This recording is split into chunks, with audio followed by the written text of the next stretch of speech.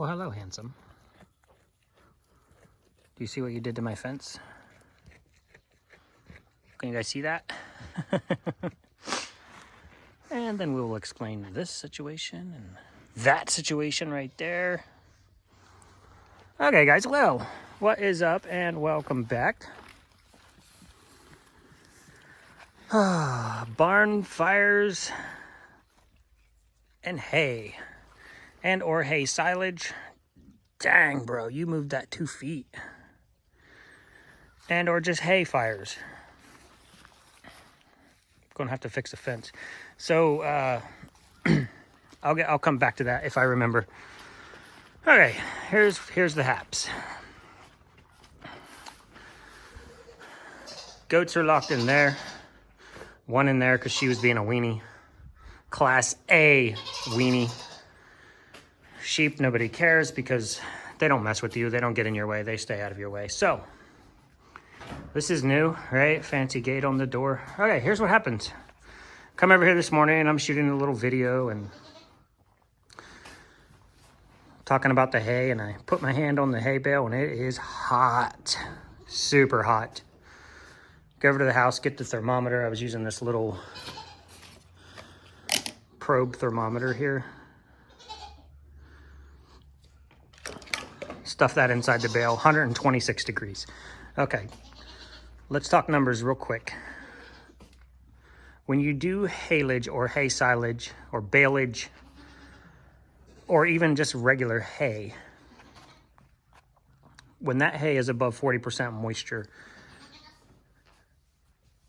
that is going to create a fermented hay product, not necessarily fermented. So you bale it, you leave it above 40% or right around 40% moisture, and what that does is that gives the grass energy to continue to break down. So the grass is still using the water to create food, which is energy. Energy equals heat. Heat breaks down the hay. You get kind of a fermentation process. Anything under 120 degrees heat in your bale, you're good. 120 degrees is nice. It's like a slow or a low cooker or a slow cooker. You put it on, you let it cook. Hi, babies. Anything above 120 degrees is starting to get sketchy. And until that grass kicks off moisture or respirates, you will continue to generate heat. When that grass inside that bale gets below 40% moisture and starts heading towards what you want, which is ideal, which is 20% moisture, then it'll stop cooking. Anything above 120 degrees Fahrenheit, whatever that is in Celsius, 52, 55, is, like I said, you're getting sketchy. Anything in the 130 to 140 range, 140, you're in trouble. You're in big trouble. Get that hay somewhere not near anything because it's going to burst into flames. However, you can't just run into your barn and rip that bale out of there, because if it falls apart, it opens up. And as soon as it opens up, let me see if I have you guys on the right. As soon as it opens up, it's just heat and it sucks oxygen out of the air, and then boom, you're combusting. And when you combust, you have fire. This bale was 126. And I was like, okay, 126 is okay. 126 degrees, not terrible. I don't want it to be above 120, but, you know, eh. And then I started probing other places. And then I started finding 130s, 136. I found a lot of 136 degree Fahrenheit temperatures as I was probing. And like I just said, once you hit 140, no bueno. So call H, come over here, let's kick this bale outside. This is getting dangerous. Actually, before I did that, I opened this door, brought this gate in, blocked it off so the goats couldn't get out. I was trying to create an airflow from door to door through the barn to cool the bale. whatever your brain thinks of when you're trying to prevent an emergency situation. So I wasn't happy with that. I called her over. I'm like, can you please come over? We got to get this bale out of here before it goes up in flames. She runs over. We can't move it. It's too heavy. Like I told you guys when we moved it in here, the heaviest bale of hay I've ever moved. So she comes over. We try to move it. Not moving. So I had to go get the mower, and I hooked up a couple ratchet straps that I have and a chain. Tried to drag it out of here with the mower. Barely budged it. So after 50, 75 attempts at just ramming and moving it a little, couple inches, the worst thing possible happened that could have happened. The bale falls over and unrolls. From here, it fell over right here and it rolled all the way over to the hay stand or the milk stand. And the steam and it looked like fire. It looked like it could have burst into flames. There was so much steam in here. So it is a little cool today. It's like 45 degrees. But in my brain, I'm like panic mode. We grab the bale, we flip it, get it down there, start breaking up all of this, throwing it outside, letting the cool air get to it, let it cool off, let it settle. What I'm gonna do is bring the hay ring back in here, and I'm gonna put very thin layers into the ring that are cool. I'm gonna just leave these floating hay piles here. The girls are enjoying them. I put a tarp over that because it started raining. Of course it did. Why wouldn't it? Welcome to frickin' Monday. Started raining, so I ran and got a tarp, which has a hole in it. Awesome, I'm gonna have to go get another one. Threw the tarp on there. I just checked that a couple minutes ago. It's still 136 degrees.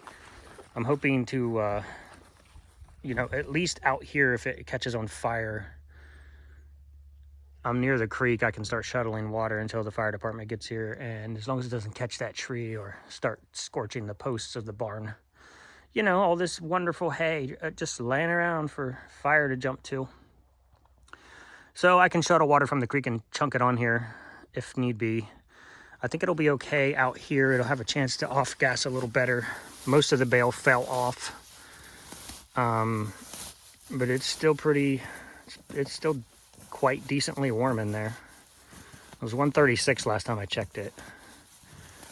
What you don't want to do is open what I'm doing, which is opening a big hole and let the oxygen get in there to burst it into flames. Yeah, I mean, it's just hotter and hotter and hotter on the inside. Oh yeah, we definitely did the right thing. Wow, that's super hot.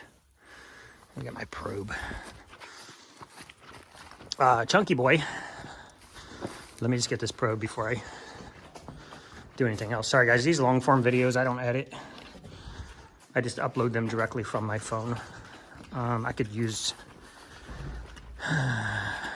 iMovie or something like that to edit, but I don't. So you guys get live action. Where was I digging? Right there. Well, if I get in 6 inches, and then I get the probe in there, that gives me another 6 inches to the center. Because boy, I tell you, that is hot. This thermometer's a little slow. Hopefully it won't go above 136.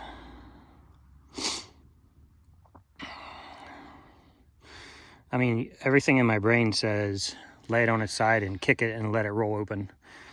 Everything in my research says don't do that. I know that's more than 118. Come on. That was like very, very warm to the touch of my hand. Well, we'll pop that right there. Keep an eye on it. We'll talk about Sir Fluffington. So I come down through here with the tractor, with the mower. It's not a tractor. God, if I had a tractor, I would have been done 3 hours ago. Come down through here with the mower. Fluff runs in here, does a couple big circles, freaks out, can't get away from the mower. I'm not real concerned about him because I'm trying to prevent a barn fire. He runs full blast. He jumps from about where he is right now, which is good. He was a little closer than that. He was probably about right there. He was about 6 feet from the fence when he jumped. If you've ever seen a 175-pound fluff ball fly through the air with its legs up like a sweet little angel, he smashed into that fence and just folded it. You folded it, Bubba, but that's okay. You're okay. He walked it off. He didn't even react. He just turned around and ran back out that way to get away from the mower. He ran all the way up there. He came back down in a couple minutes, and he was just over here sniffing his lip, looking for some ladies. Okay, well, I'm actually quite surprised that only hit 131, because where I was touching that was super. It felt hotter than what I've felt all morning. But I don't care. I'll take it.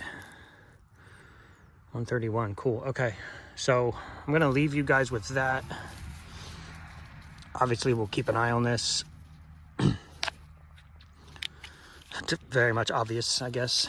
Keep an eye on this and make sure that, you know, it doesn't just bust into flames. Great. Now I can't get my probe out. Anyway, I'll do that when I'm done. All right. So that is all. Now I'm going to move this ring back in the barn, and I'm going to put thin layers of this in here. Make sure that it's cooled off and fluffy. This is super cool to the touch now. It's about air temperature. I'm gonna put that back up in here so the girls have something to eat and don't scatter it all over the porch. I'm not gonna put it in there unless it's cooled off, so I might just come over every couple hours and put another thin layer in there. With the end result being, get all this hay off the porch. All right, guys, well, I think crisis averted. We'll keep a solid eye on that hay bale and make sure that it is truly. I can't let the girls out. I'd like to show you guys the girls, but I got to get the ring in here and get some hay in it, or they'll just be, yeah, I know, ladies. They'll be all over that bale. Okay. Say bye. Sweet gummy gum drop. Jeez, stick your head out, you weenie. All right, guys, bye.